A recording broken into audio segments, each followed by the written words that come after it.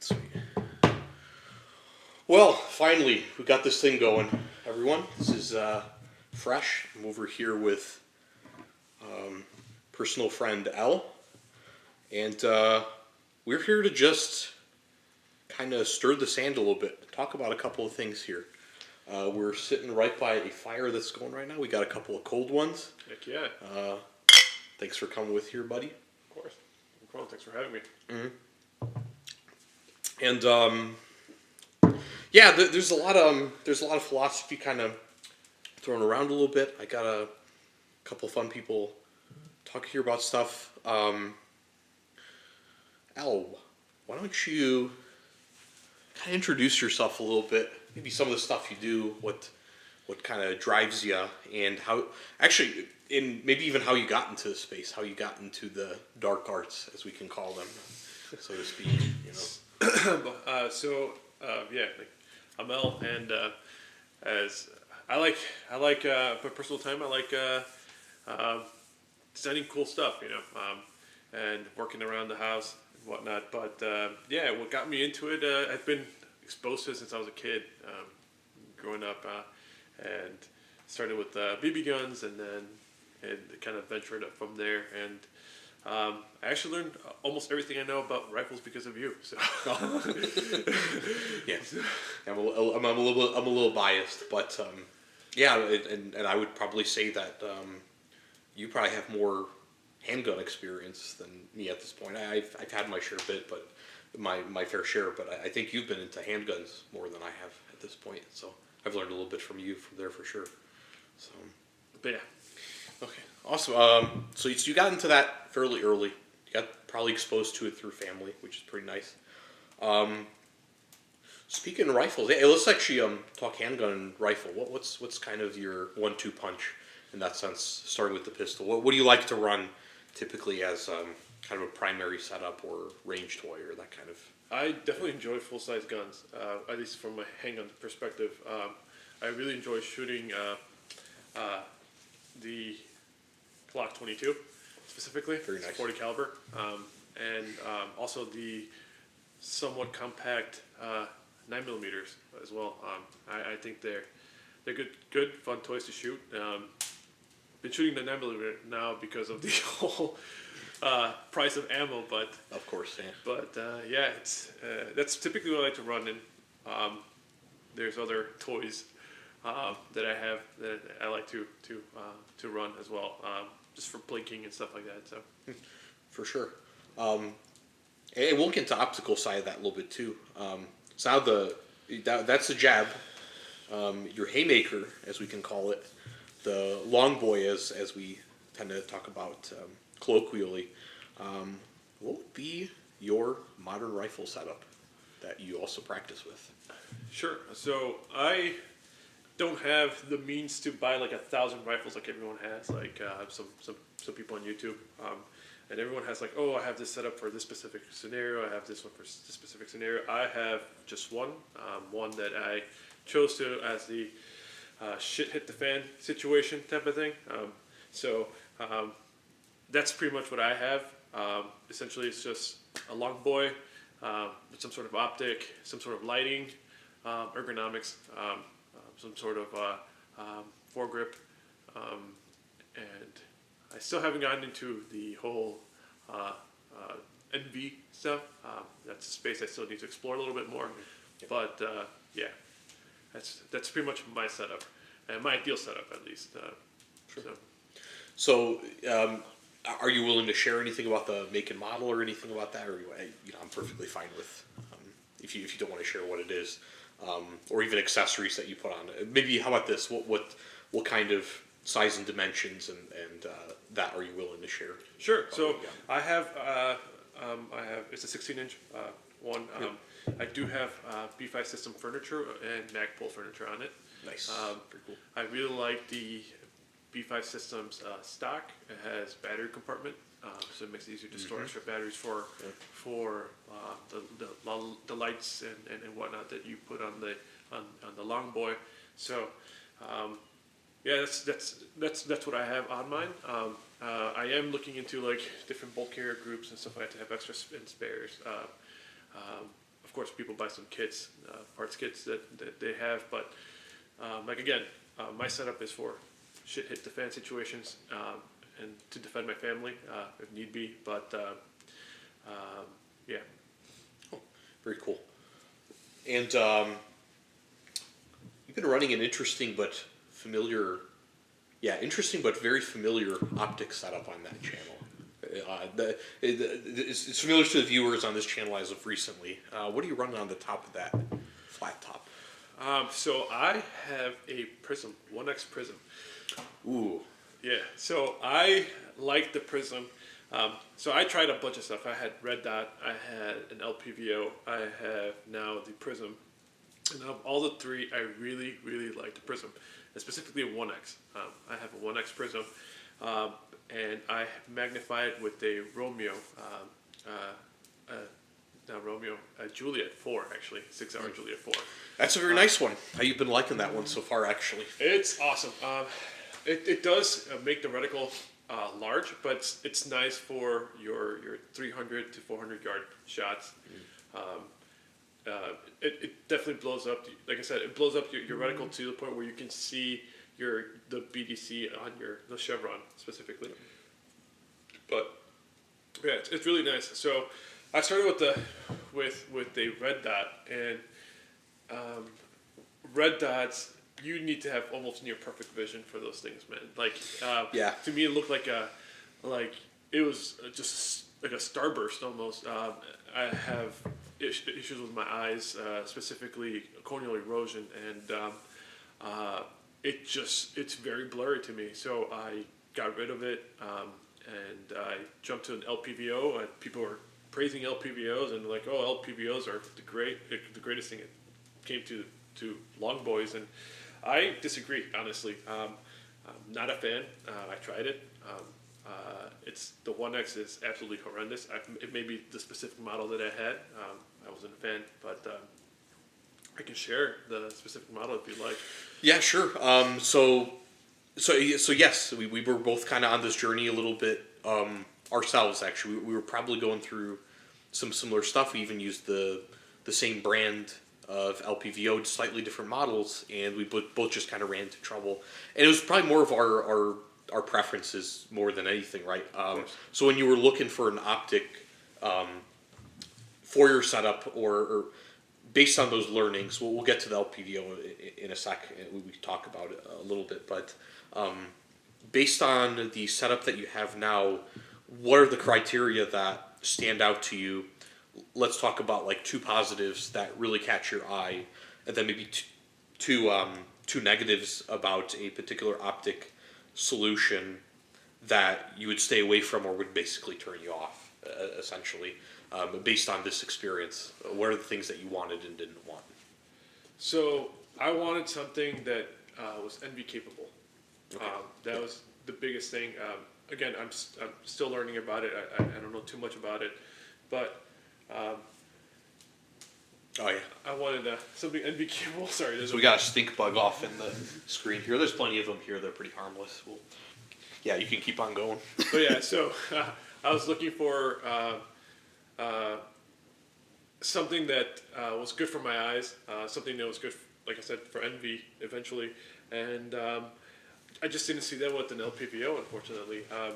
You have to run some sort of canted setup or a piggyback setup, and extra stuff. Exactly, extra stuff from barricade training and whatnot. It gets really difficult, and again, for what I do and the fun I have at the range, it's more than plenty just to have a 1X with a magnifier. And also think about it this way, like I keep mentioning shit hit the fan situations, but let's say, God forbid, you're trying to bug out or something, and you're haul-assing down the street, something happens to your car, run out of gas, whatever it is, and you had to pick one rifle. That's the setup you want, and that's the one I think about. Like, you want something that's going to get you through whatever you need, a good 1X, a good magnification if you need to, something that has a light. That's the way I think about it. And with the LPVO, I felt like there was a lot of redundancy. I'd rather have a magnified main and a piggyback than something that has a throw lever or something. Like, God forbid, again, you drop that LPVO on the rifle, and you drop it, and it dents your throw lever, and now you're kind of screwed. You're in a fixed power at that point. Sure. Or it knocks it off zero. So I wanted something that was robust, a tank that can shoot with or without batteries, and something to get the job done. And that's why I think that 1X Prism is at least the way to go for me. So let's put some here too. So for the guys who are talking about weight constraints and whatnot, did the LPVO even feel all that heavy to you actually in that setup? Was that a factor in any of your decisions, or was it? Absolutely. Okay. It was already. It's my setup already with the furniture. I'm a big guy. With the furniture and everything, it was starting to get really heavy. And then on top of that, you have this massive LPVO, and then I still didn't have a piggyback or a canted sight, and that was going to add extra weight. Interesting. So, and I have friends of mine who ran a lot of training courses. They paid for them, and they go out and shoot. And a lot of the issues that we're seeing in the training courses are people with canted setups when you're shooting under a car, or when you're shooting in your non-dominant position. Like, it really hurts your shootability if you can't really get a good sight picture. So that's why I kind of said, like, I sold the LPVO and moved away from it, and I don't look back once. So. Yeah, sure thing. And so the solution that you replaced it with, if you do you want to talk about the Prism that you chose, the 1X that? Yeah, so it's a primary arms Cyclops is what I got. The 1X, gotcha. Yeah, so it's been really good. I've been running it so far and taking it to the range multiple times, and it seems to be a really solid performer. I really like the aesthetics of it. I like the chevron. I like the illumination. Good day bright illumination. It has really low settings for NV as well.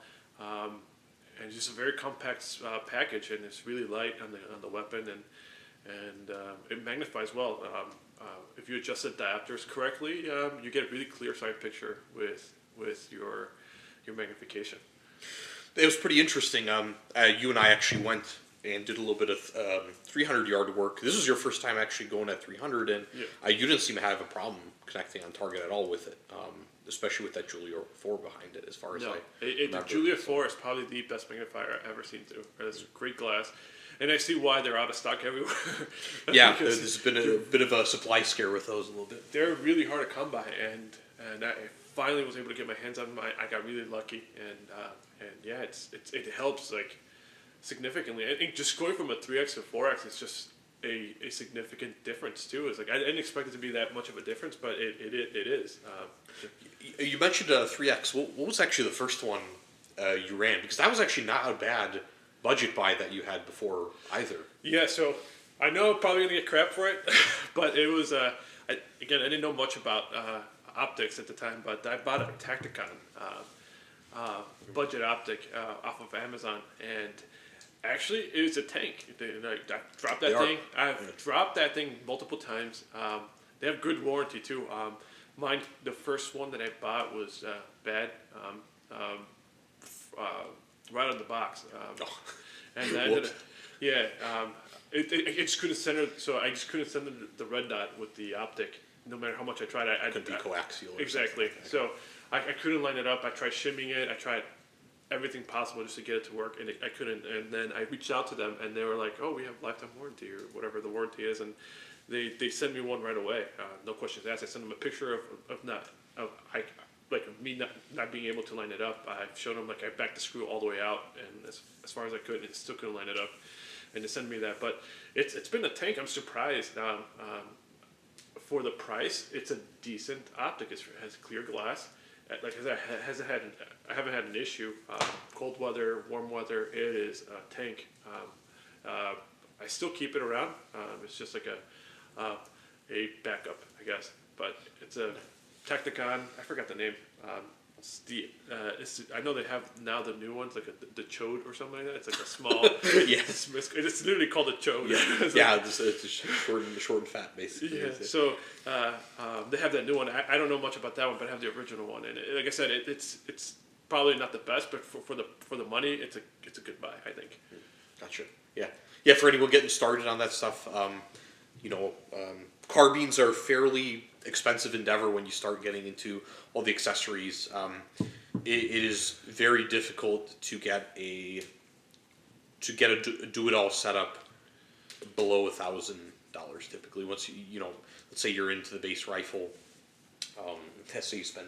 This is me just echoing Luke from T-Rex Arms a little bit, but you'll spend like $600 or $700 on the base rifle. That is if it's not during scare prices and stuff like that. All those cycles, those mesocycles up into consideration. Good quality light's going to run you $200 to $300 or something like that. We will ask about your light in a bit actually, but so now you're 800, 900 down the tubes. Then you have an optic, so that just leads you to have like a Romeo 5, which is like $120. And then you're at 1,000 before you even think about NV or Exactly. the aiming module and stuff like that. So then you start adding accoutrements to make your stuff comfortable. I mean, pretty easily. Yeah, I won't tell your your family about it. But yeah, you're easily down 2K most of the time in a rifle.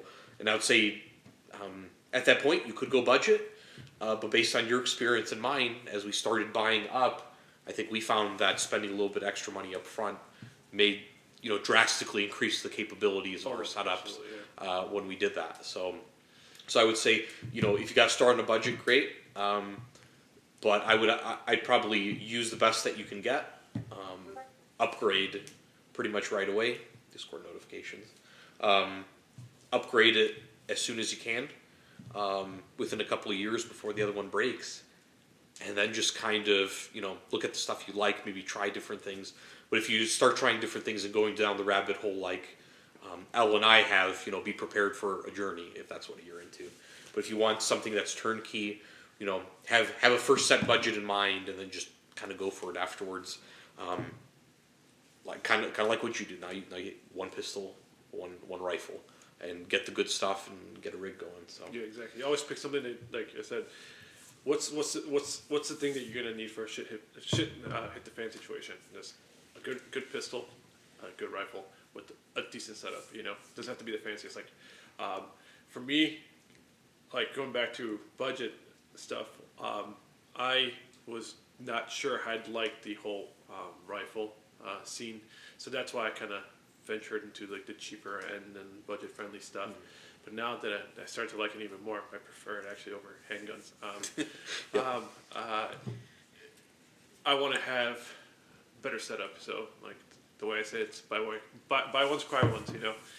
I'd probably put it this way that what you did purchase, I won't divulge it here, but you did purchase, I think, was very good. Let's just say what you have is like a very good mid tier, mid to, I would even consider it durable enough to be like mid to high tier setup, probably along your BCMs and those types of brands. I don't have too many off the top of my head at the moment, but I would say what you have is like you kind of went down the buy once, cry once route, got it right, and now you just add bits and pieces to it. And I think that one will run more than well for what you got. A lot of people are looking at DDs and LWRCIs. Maybe that's a bad example, but you do have your Knights armaments, your Cam 15s and stuff like that. And sometimes I think those are maybe even a little excessive for the average civilian. But if you're someone who's out in the mountains and practicing like 3 or 4 times a week, 100 rounds a day, stuff like that makes sense. But for like regular dudes like us, I think of course, what you have is more than enough from what I've seen. What you have. Yeah, of course. So yeah, that's exactly what I say. Like if I lived out in the sticks, for example, and I was able to shoot like 1,000 yards, then yeah, my setup would probably be different than it is now. But I pretty much have a setup for what I can and can't do, around here. So yeah. Oh, very cool. So that's kind of been the optics argument a little bit there. Flashlights, though. Yeah, let's talk. Let's talk lights a bit. I've been burned. Perhaps that's a pun. I don't know. I've been burned on that route a little bit. Punny, bro. Yeah, nurse can laugh at me. He'll be in the background when he sees this, because I cheaped out a little bit on mine. But then again, you've had your share of it too. How did you start with your illumination setup on your carbine? So again, I was very budget oriented. so I had a $10 cheapo flashlight holder, and then I bought some Chinese crap off Amazon, that flashlight, and that was essentially the first light they had on mine. Worked well. It's okay. Does the job, clearing stuff around the house if you need to. But I recently got, not recently, about a year ago, I got a Magpul mount, light mount, and just a standard Streamlight flashlight, and I have it on there for now. I am planning on upgrading that one here soon to let me pull it up here. I can't remember the name of it for the life of me, but yeah, I'm trying to upgrade that. Don't tell me it's an O-light. Hey, you're the Virgin Olight Pours, aren't you? Well, well, well. If it isn't another perfectly good flex ruined by another Olight. You hate to see it. If you saved up all the money you spend on the dollar stores and poverty tier lights, you may be able to afford a decent light. And some training. Yeah. Look into it, won't you? Yeah. Because the Sigma Surefire Chads sure hope you do. No, I'm kidding. There's all these memes going around. You've got your. So I've heard, like Fresh mentioned here, we like going deep into the rabbit hole of research, or at least I do, researching, and he knows I bug him a lot about stuff too, and I've been researching heavily the Streamlight, the ProTech Rail Mount HLX. It's 1,000 lumens, and I've heard nothing but good things about it. I've heard people taking out to tours in Iraq and Afghanistan. That's a big one. That's actually military tested in a way. So that's the one I've been eyeing. It's pretty inexpensive. So it's like, I did see, I think it was War Poet Society. Yeah, maybe WPS. Yeah. Yeah, he I think he did. I can't remember if it was him or someone else. But anyways, he had a side-by-side comparison between that one and the equivalent to Surefire. And obviously, Surefire has a more focused beam, but to be honest, like side by side, you really can't tell the difference. And to pay a $300 or $200 more, I just can't justify that for something that's going to do the same thing, So again, I'm very budget conscious, as you probably noticed, but yeah, I think I'm going to go with that one here shortly. Actually, within the next few days, I'm going to pull the trigger on it. It's kind of interesting because, I'm still in the, those beginning stages too with the light. I've probably neglected that a little bit, but, some will say, hey, it's not just about the lumens, it's how you use them and whatnot. However, I think lumens could be very useful. I'd say in like a home defense situation, you have an intruder. Kind of part of the point of the light is actually, it's another form of like passive disarmament, right? Like you kind of want to blind the guy. Not only there's target identification and whatnot, there's PID, but you kind of want to blind the guy a little bit to kind of get them in their tracks, probably disorient them a little bit. Because if they're in the break of night, you basically cause their irises, the pupils to dilate a significant amount. They've lost their natural night vision if they're trying to break into the property or something like that, and you kind of stop them in their tracks. They have no choice but to run away or surrender in that sense. So sometimes extra lumens, despite the fact that in a longer distance situation, spill over in the efficiency of how they're utilized might be, it might not be as good. Even though I think up close and personal, you probably want as bright as you can to. Of course, sometimes raw power is okay there, and like you mentioned, and it seems like a lot of guys who are budget minded when they were in the Marines or Army or doing their tours out in the sandbox, so to speak, they seem to like their stream lights. So I'm I'm looking forward to when you get that one, and I'd like to try it out at some point. The one that I use is the is the WML from Inforce. Unfortunately, I got the smaller model. That only takes one CR123A. I got it for a good price, but I found that halfway through the battery life or in the cold, it would lose power significantly, despite it being. I don't remember. Yeah, there's a bit of flickering that would occur. I don't know if it's a PWM actuated thing. I don't see that circuit in there exactly, or any duty cycle. But I'd get a lot of reduced power, and then I found when I was doing a little bit of night work, we'll call it night work. It wasn't bright enough. I just switch to NV and do something else essentially. So we'll see what that setup ends up being down the line.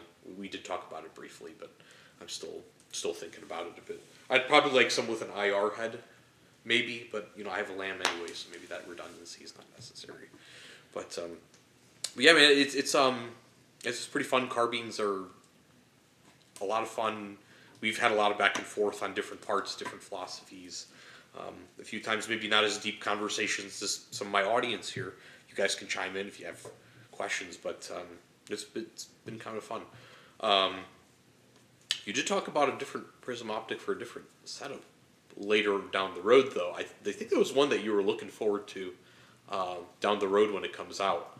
I think it was that new 5X. What are you thinking about that? Well, what kind of setup would you put that on if that came out, was the right price, and had the right feature set? Yeah, it's maybe down the road, but like I said, as far as I keep throwing that, but I have a budget that I have to spend on. Obviously, Sure. I don't have a lot of money to be spending on my hobby, unfortunately. But But let's just say you didn't have that 1X and you didn't have that magnifier, what would be like an alternative setup? for me, would be definitely a 5X with a piggyback. Okay. So kind of like I'd definitely go with the primary arms 5X. I think primary arms makes very, very robust optics and at decent price.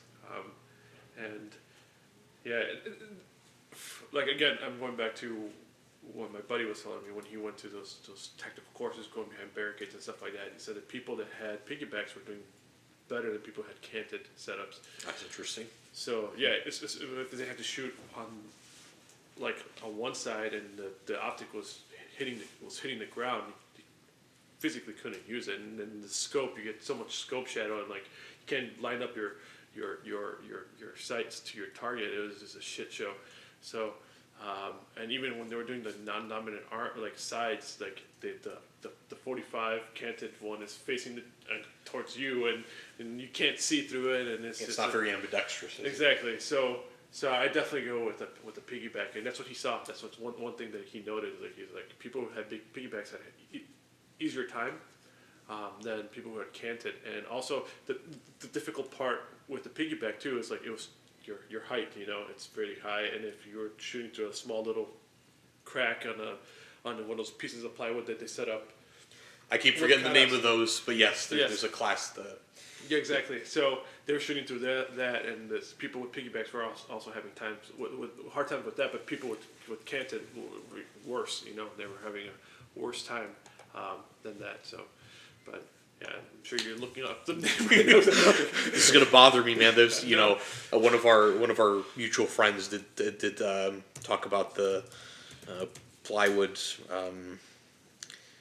What is it? It's a barricade, obviously. Okay, that's one word, right? Yeah, exactly. VTAC, that's what it's called. Exactly. VTAC barricades.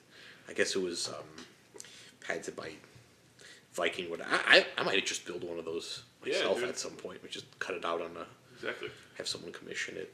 I see some of these in metal and plywood. Plywood's good enough, I think. And just train.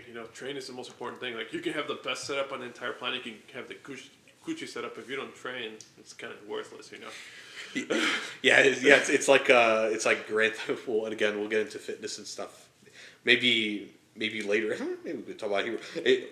He said it on one of his reconnoitering episodes. That's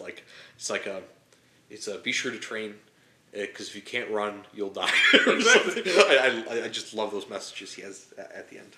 Again, he's got millions of views. This is kind of rehashed over and over, but he's absolutely hilarious, dude. But yeah, So, I don't even only mean train like physically. I mean training like with your weapon too, because 100%, yeah. because like I said, you might have the best. Like that's another thing about LPVOs. Like you think someone who hasn't some random guy down the street, whatever, buys his first rifle, slaps an LPVO. You think that guy's gonna make a 500-yard shot the first time he goes? I don't fucking think so. It's certainly going to be easier than someone with the dot at first, most likely. But yeah, you being able to use it You need to practice. immediately. Yeah, you need to practice 100%. that. Yeah, like even the 300-yard shots. Like for example, the first few shots I was shooting air, you know, and that's with a pretty damn good sighted prism, you know, scope. And I can't even imagine someone going out like that hasn't even practiced and just try to shoot 500 yards. No freaking way, dude. Yeah. Like you need to be practicing. Like, yeah. So that's another thing about LPVOs. Like, yeah, you can shoot up to that, but are you training to that distance? Like, that's another thing you need to ask yourself. Yeah. If you're not training, then what's the point to the distance? And then some people will say, again, this is probably another point I'm borrowing from Luke, but it's been really important because when he did talk about this, I was like, yeah, I have the same mindset. You know, so some people are like, hey, but my range is too far. Like, okay, well, you've already spent this money into your hobby. Your return on investment, I think, is, you know, the preservation of your life and your loved ones' lives and the lives of your neighbors and whatnot. What you can't, you know, once in a while, let's say once a month. Even once a month, I think, is probably enough if you have good training, good mechanics. Go, you know, let's say it's 2 hours away. No big deal. I mean, you're going to spend probably more than 2 hours training over there anyway. Again, not everybody can do it, I understand. Some might have kids or some people are in an urban area. That's understandable. But a person who's serious about using this tool for its proper purpose should make that commitment. That's just how it is. Oh, gas is expensive. Well, then what? You know, you might as well just sell everything you have. I know it sounds a little extreme, but not practicing with it, to be honest, not only does it set you up for being less than effective, but it even sets you up for liability that you didn't think about either. Let's say you miss a situation like that. You're responsible for every person who you impact at those different distances, even if it's not your intended target. So I'd really, there's those stories of, you know, some grandma who shot with a revolver right away. Okay, cool, you know, but those are, you know, the self-defense situations are very common. But when I look at those videos, those people look like they thought about this. They did a lot of dry fire training. They didn't look like people who were just completely out of their element. They were people who were thinking about these things probably way even before they bought it. They rehearsed that situation, maybe not, at least rehearsed how it'd be used in their heads. Obviously, they'd be scared of their lives, but when such a thing happens. But I don't know. I think that stuff should be not only normalized, but it should be taken more seriously. Of course. I think it's so take, like Al said over here, take your training seriously, put some effort into it mentally at least. Think about this stuff very carefully, and go from there. I mean, it's one thing that's hard to train is obviously adrenaline. You know, because being put in a situation that So you go to the range, you shoot 200-300 yards, and you're calm. You know, what if it's in a real situation where you have to really use it? Like your accuracy is gonna. You're gonna be shaking. Your adrenaline's gonna be through the roof. You're probably going to be thinking clearly. It's a different ballgame when you add that dimension to shooting, you know, and it's something that people don't think about often. And I know I don't think about it either. And God forbid it ever has to happen. Exactly. I've honestly had scares where like I'd be walking at night and I see something like in the bushes, you know, like a wild animal or something, and I get freaked out to the point where I don't even think that, hey, I'm caring, you know? It's like, just the adrenaline of like, what the heck is going on just kicks on, and you're trying to, your brain goes into like a investigation mode, and then you're like, well, I gotta defend myself too, you know? Fight or flight, exactly. Yeah. So it's like, it's weird, like, you start shaking. It's weird. It's a weird situation, and that's something that you can't really train for, and that's something you have to be prepared for too. And mentally and physically in some ways. Exactly. We were talking about this briefly too. Perhaps it'd be almost a theme of preparedness in this conversation as well. So yes,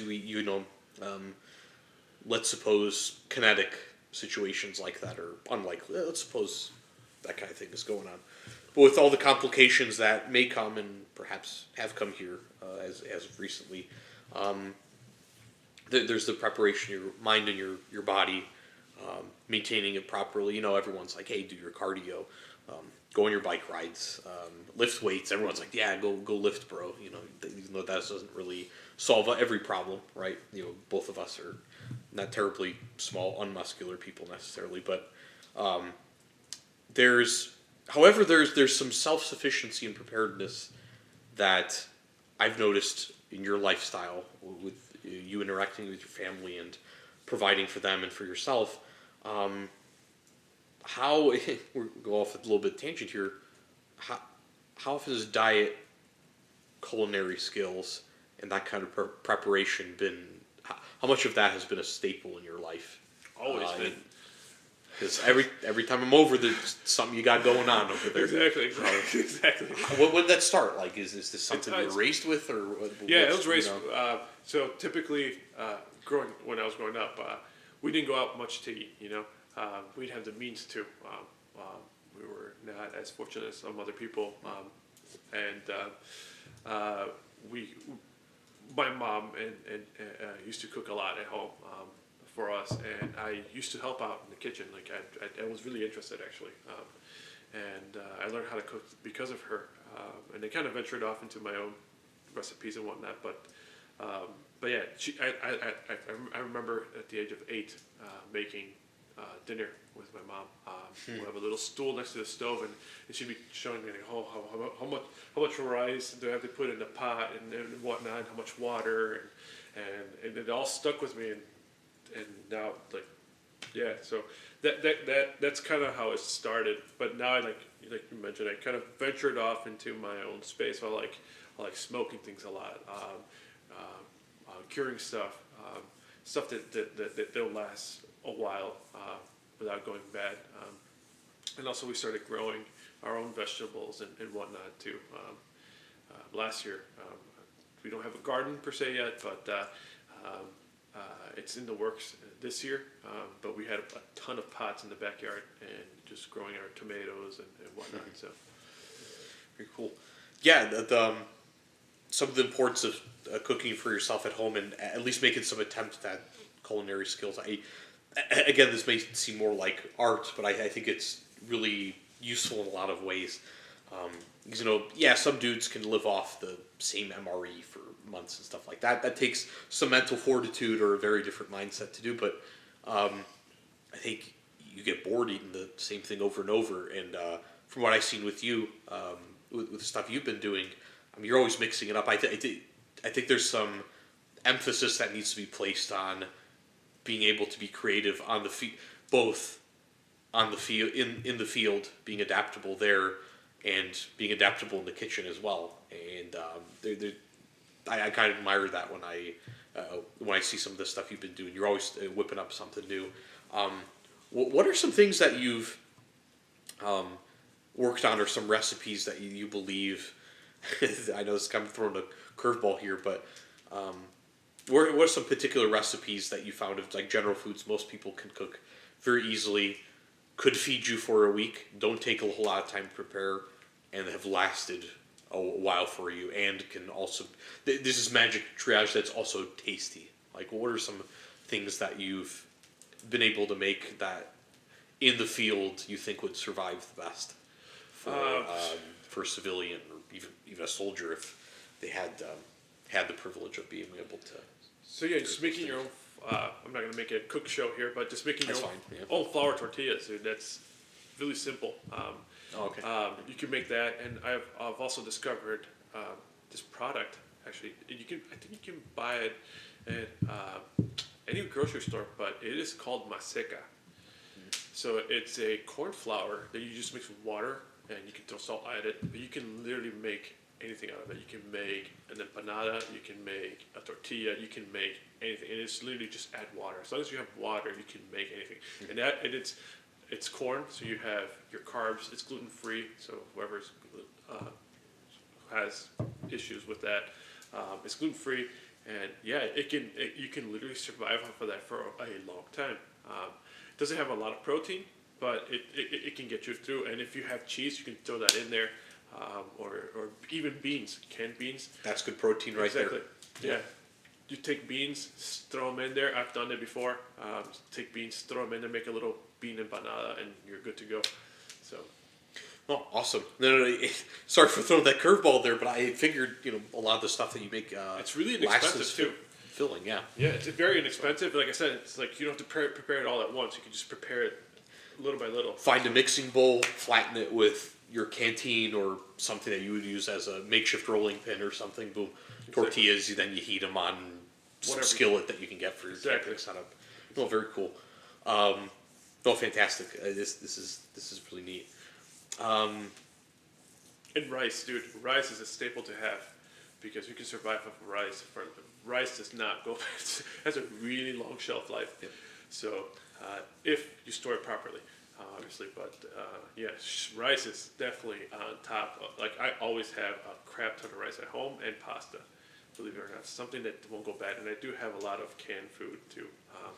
And one thing I kind of do at home is like I can make something out of nothing. Like I can come home and be like, oh, what's for dinner? And I can grab this, and make a delicious meal out of nothing.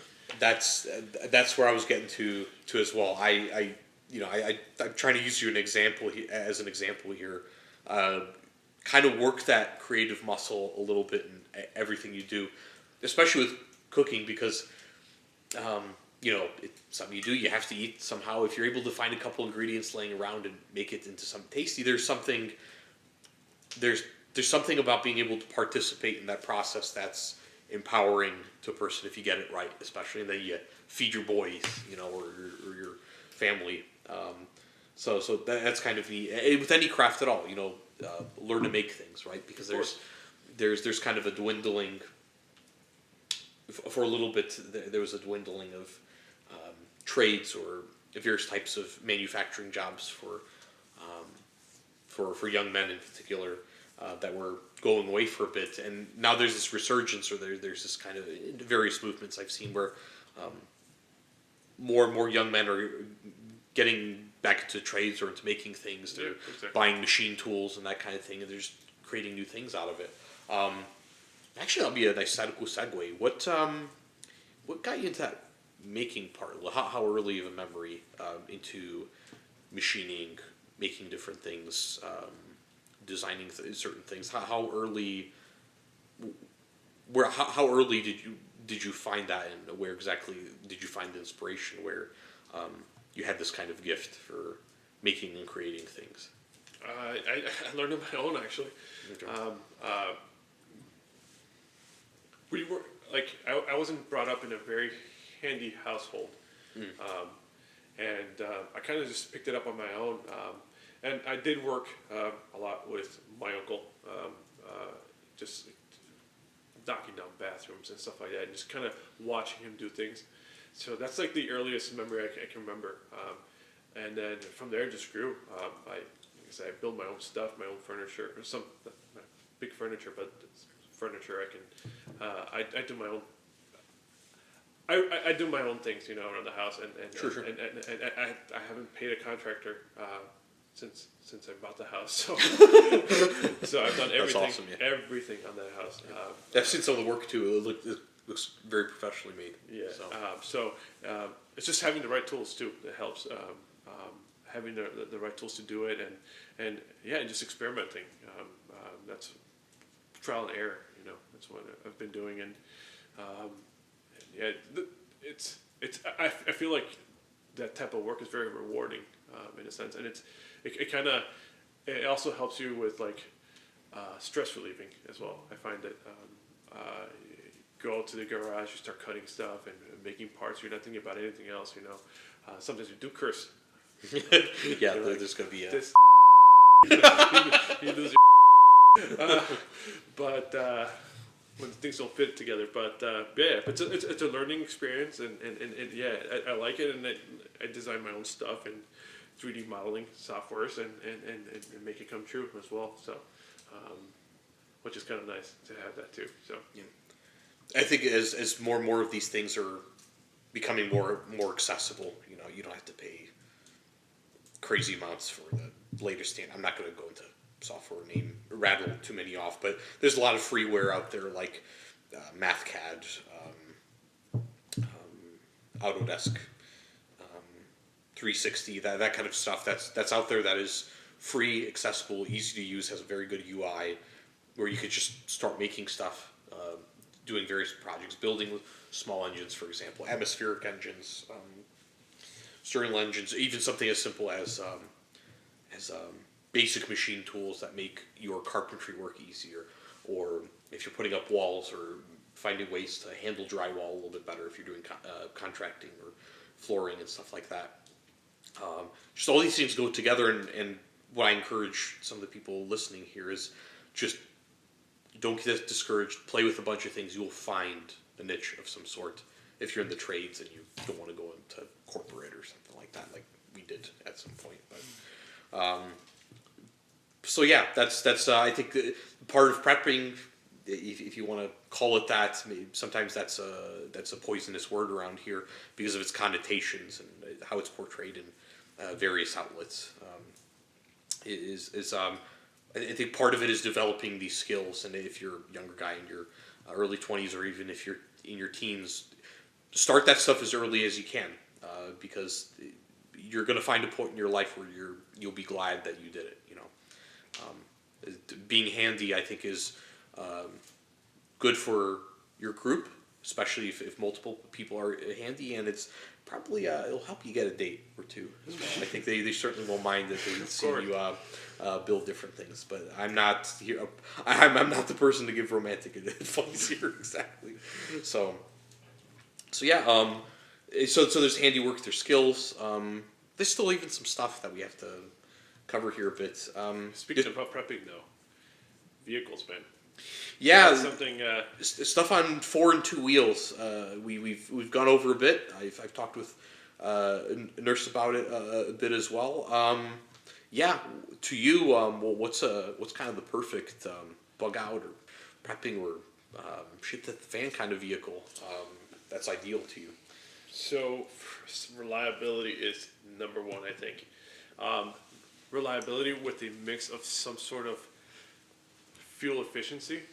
Obviously, when you get to your 4x4s and those type of rigs, you're not going to get the best efficiency, but you can get a decent car with a decent efficiency, because you're bugging out, you're trying to get as far as possible without having to stop, and you want something that's going to be reliable, at least has a 4x4, good ground clearance in case you need to go off-roading it, just to get away from traffic if you're stuck in traffic, you know.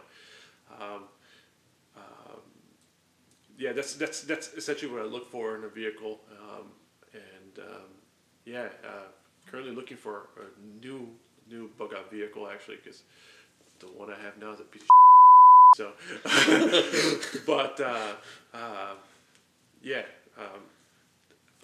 Perhaps of brands of a certain I say Japanese persuasion, perhaps. Yeah. Toyota's all the way, man. Yeah, Toyotas. I've heard, so there's a lot of mixed things like out there, and when you're talking about like prepping and bug out and stuff like that, usually you want to hunker down if something does happen.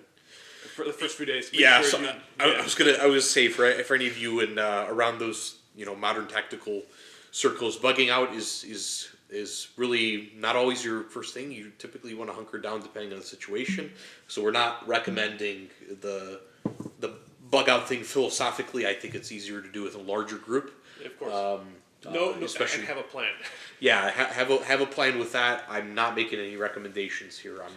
I'm not that sort of thing. But this is more of a conversation there. But yeah, continue. So going back to like going to rabbit holes, like I said, I like to research the crap out of things from like vehicles that I purchase or like anything, pretty much.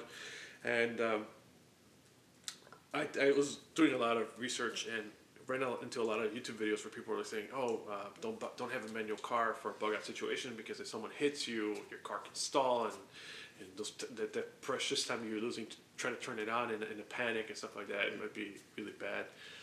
And there's other people saying like, oh, you'll be fine with a two-wheel drive car, and it's like,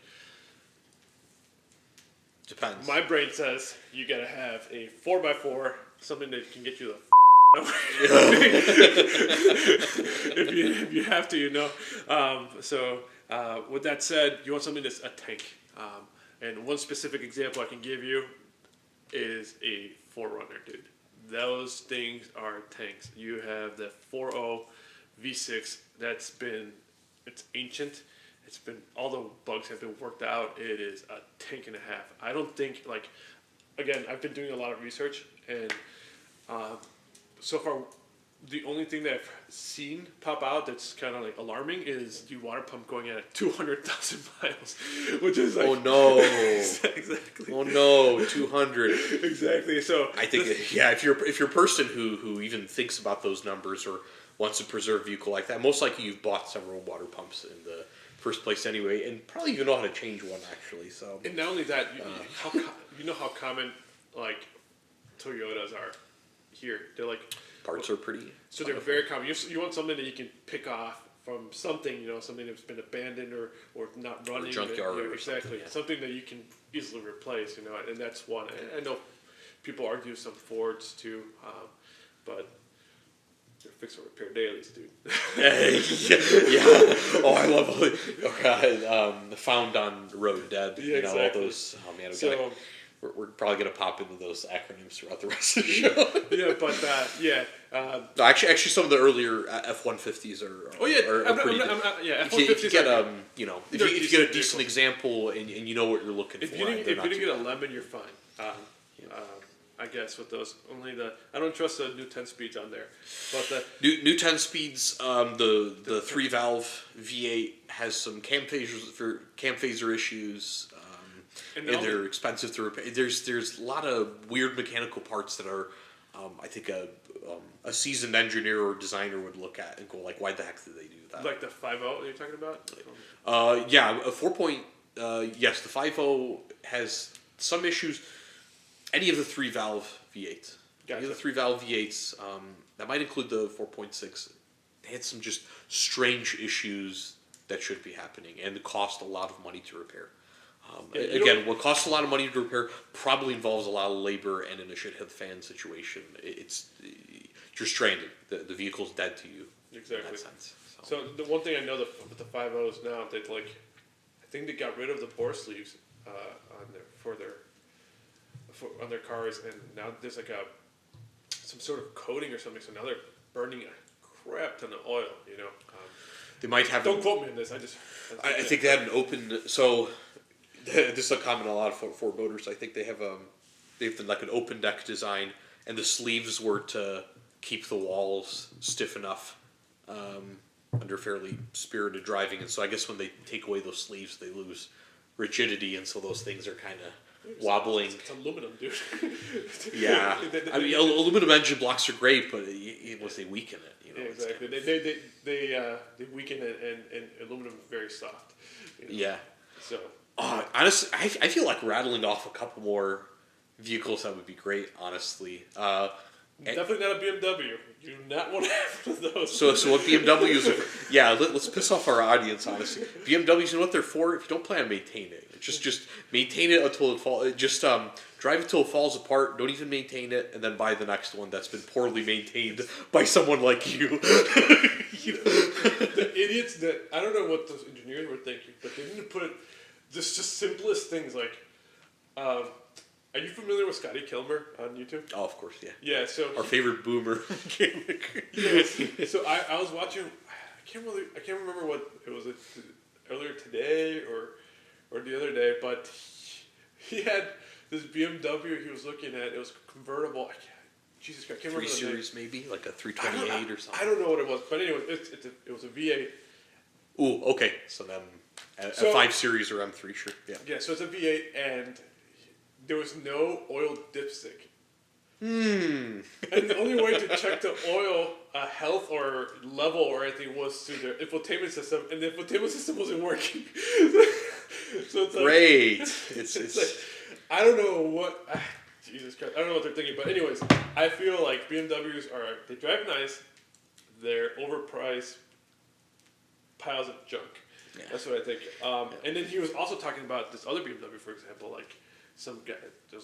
MSRP was 78,000, and like 4 or 5 years later, the guy bought that car for 28,000. Another guy, Yeah. with 40,000 miles, it was still kind of new. 40,000 miles is still kind of new, I think.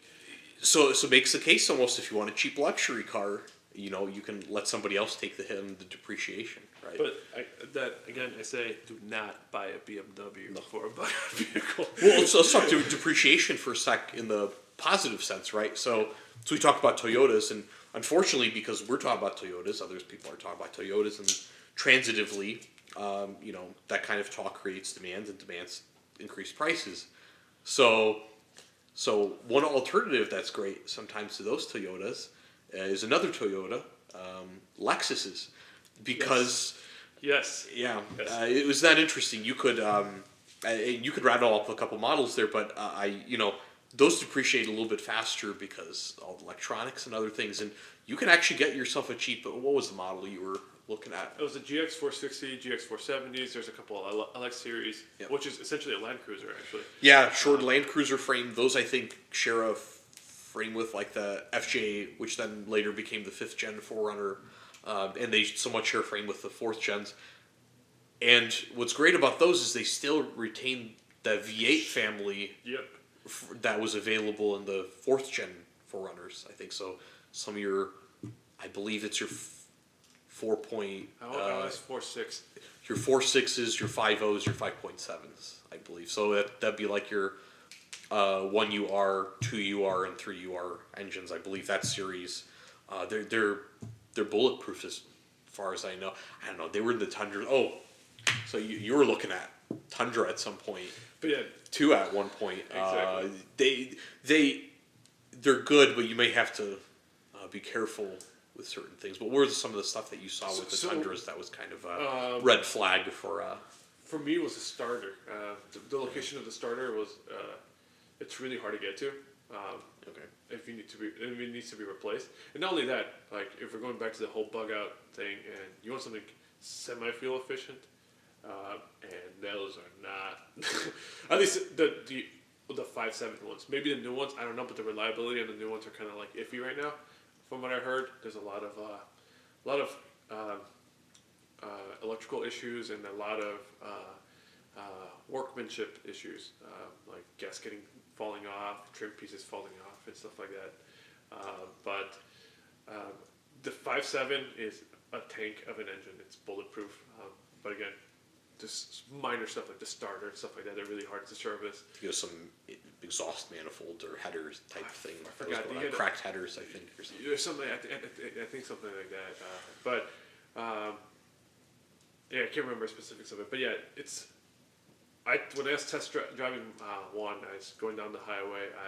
I took it to the streets and everything. So I did like a 20-minute ride, and on average, during that ride, at what was it, like 70 degrees outside at that day, it was getting about 10.8 miles to the gallon, which is horrific. Yeah.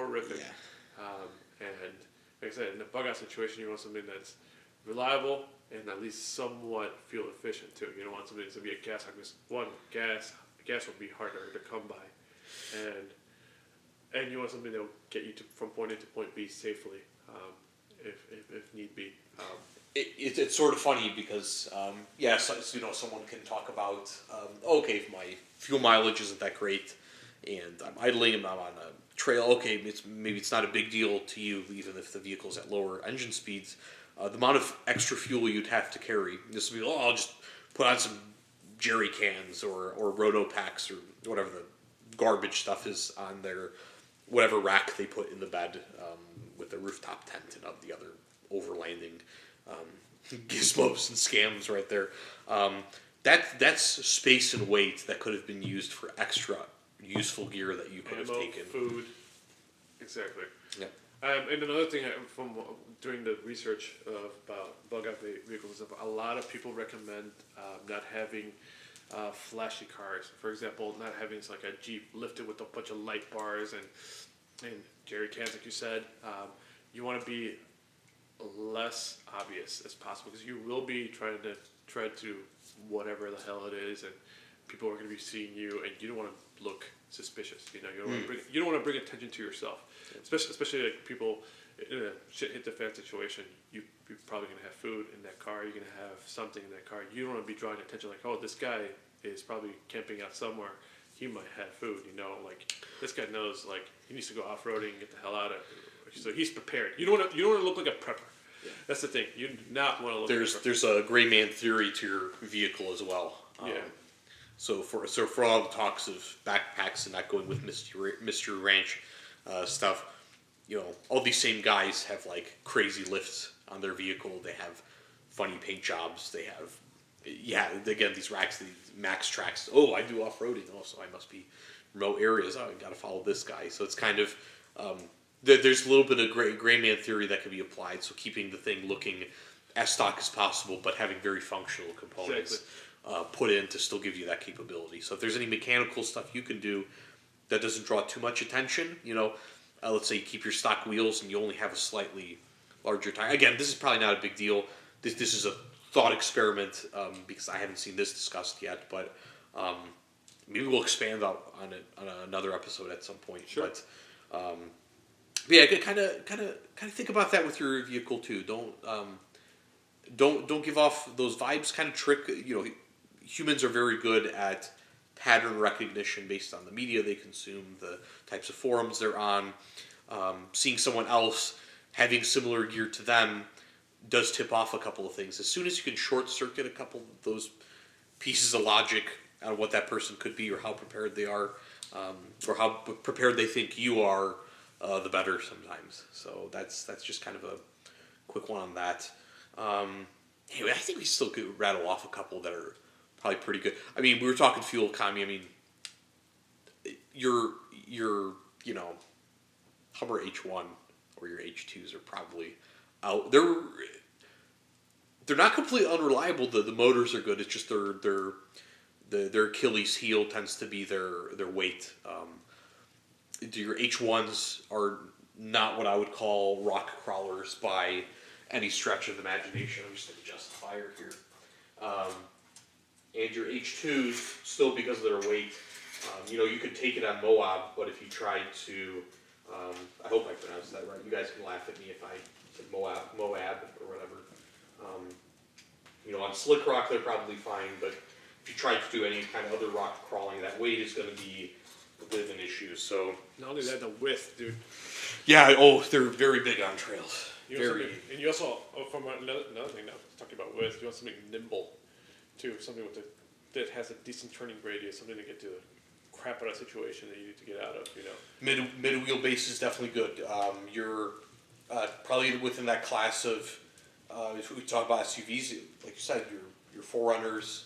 Your FJ Cruisers, Nissan Xteras. Nissan Xteras can be... The Frontiers, the older ones, not the new ones. I don't know about the new ones too much, but... Yeah, new ones I'm not too sure, but let's say in that class of wheelbase vehicle, Tacomas. Tacomas are fantastic. Honestly, Tacos are, you know, those are great buy. They're just a little expensive at the moment, even for ones Actually, the prices started coming down on those.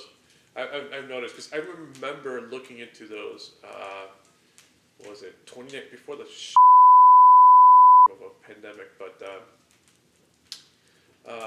they used to be like used ones you can find like an SR5 or something like that for like in the high 20s, really high 20s, like 28 to 29. Now they're starting to creep up like to like 31s, 32, depending on the area you live in. But that's like the national average. Sorry, and I've been seeing. So it's not terribly overpriced right now. So if you're wanting to get to Tacoma, I heard that's like the best thing for bug out. the problem I see with the truck being a bug out vehicle is like everything's in your bed, so it's not easily accessible if you need to reach for something, you know. Yeah, this is the wagon versus pickup. I'll use the Australian term wagon, your SUV, where everything is enclosed versus your bed. These are considerations you have to bring upon based on the type of security that you need in the area that you're bugging out in, or whether you're outdoors, indoors. Are you in an urban setting where you have to get around covertly but have access to your luggage and belongings, or is it okay to have it in the back if you're going to be in a remote area? And even your firearms or your ammo. I mean, you don't want that being in the bed of your truck, you know. That's why they call it a truck gun, but it's not in the bed. Yeah, That's exactly. for sure. Exactly. So, and with the Tacoma cab size being so small, even with the extended cab, you're limited in space of what you can put in there. So now you're sticking everything in the back. And I'm talking about, let's say you have a family of 4 or a family of 5, and the Tacomas will be very tight, so everything will be in the bed. And God forbid you need to reach for something. It's not Better bad. have a good sliding glass window in the back. Someone sticking their hand out in there. Yeah, exactly, and then being able to reach it, you know. So that's why, to me, they're good for bug out, but I'd prefer, personally, this is a personal preference, obviously, everyone has their own opinions, but I prefer something like a 4Runner or FJ Cruiser, something where everything's inside the car, and if I need to put some external storage, like one of those, like those rooftop, I forget what they're called, that you put on the roof rack, they're like a big, It's like a box of some sort. exactly. They're like very aerodynamic. You stick on top of your, and you can put like something like you care about, but you don't. If you lose it, it's like okay, you know, you lost it. You know, something that clothes or something, you know, or I don't know, towels, something that you need to carry around, or even a tent or whatever you want to put in there, you know. But have your main like food, water, firearms, med kits, everything inside the vehicle that you can easily access and whatnot, batteries, whatever you need, you know. The rest is whatever, you know. In another episode, we will talk about the stationary type of stuff that will probably be good for you. Of the things we've thought about, you know, again, we're not like we're not in that particular community, but thinking about these things is pretty important, or at least even just having the thought experiments, even if you don't implement them, I think puts you in a good good track to not being caught with your pants down, so to speak. Exactly. One other thing to have is like good to have is MREs. You know, have that.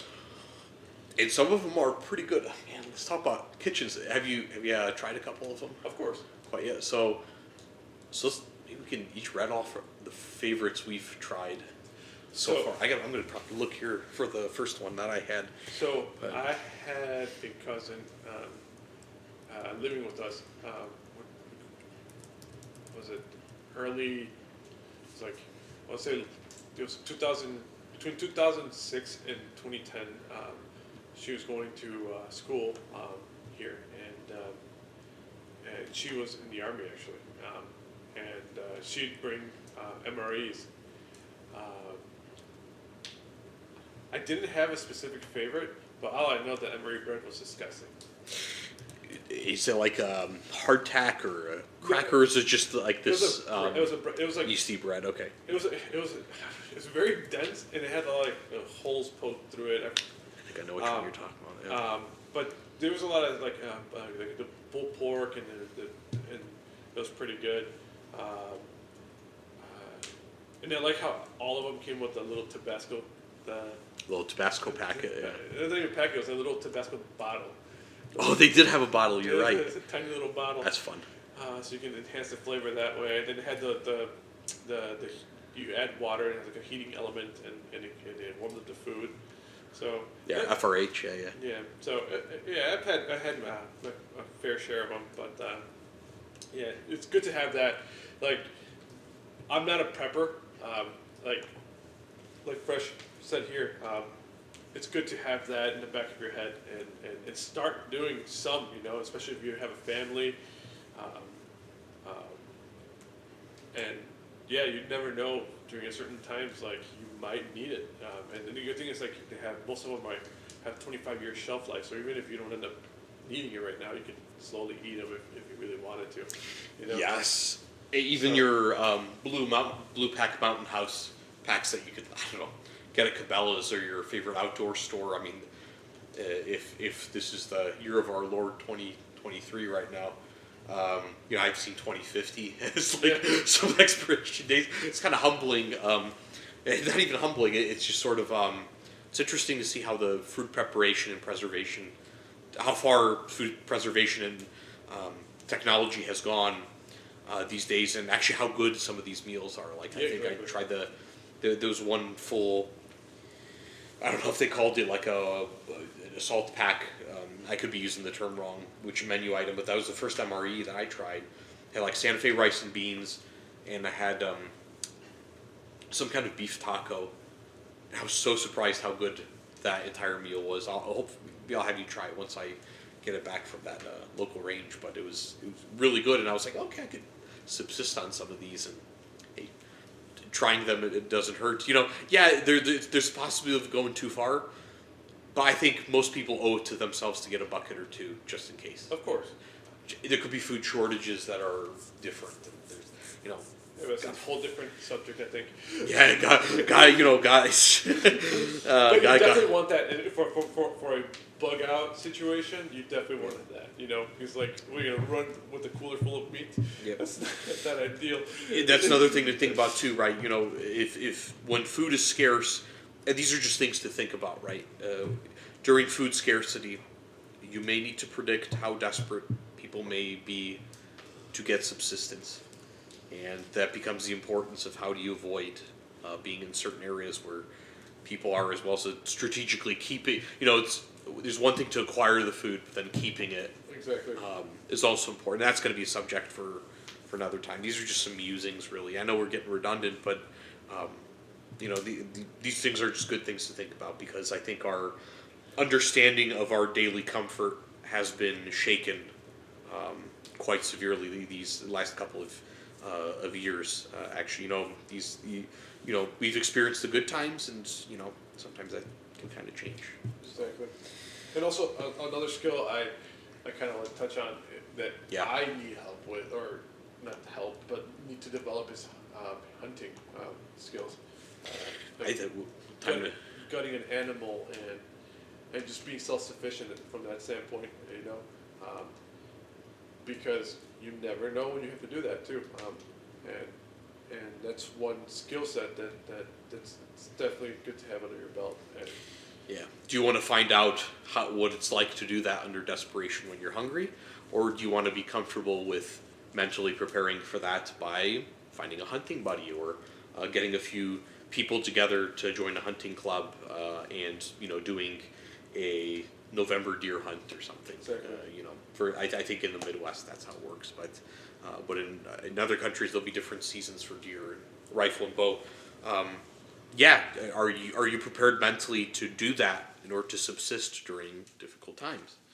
So, I think we have a bit of that to prepare that we'll talk about later. But yeah, exactly. But that's another subject that like we should kind of like bring up. This whole preparedness thing. And this is also going to be a series in itself, I think. But hey, it's been a lot of fun doing this kind of pilot thing with you. Did you have anything that you wanted to add before we kind of close this out? Yeah, so going back to rifles and firearms, I like I said, pick a setup that works for you, because there's a lot of people that get caught up in like watching YouTube videos and who has this setup and who has that setup, and they try to copy that setup. It's like it might not work for you.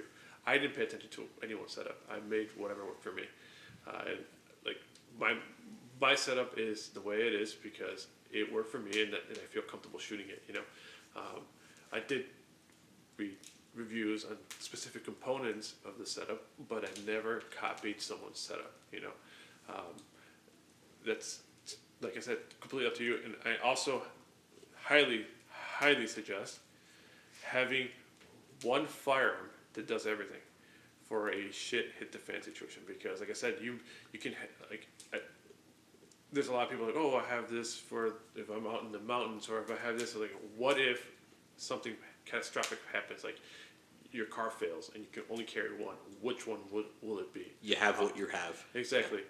Have one that is like, okay, this is what I'm running with. This is what I'm going to go with, and be prepared to use that one for everything.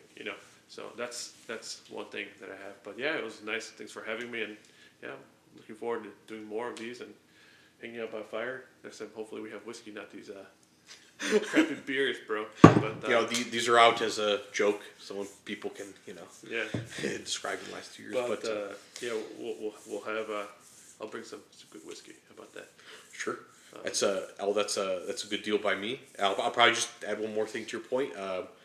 Find people who share your beliefs, are willing to work these things out with you to help you build these systems for building, surviving, and rebuilding. That the rebuilding is another thing that comes up. That's probably going to be a little bit later, but yeah, I'm just going to close this out. Al, thanks for coming by on these fireside chats. We'll probably call it something like that. I don't know how it's going to be, fireside chats and whiskey or something. Do that. And yeah, stay tuned for more episodes like these. And you guys don't forget to like and subscribe. And we'll see you on the range.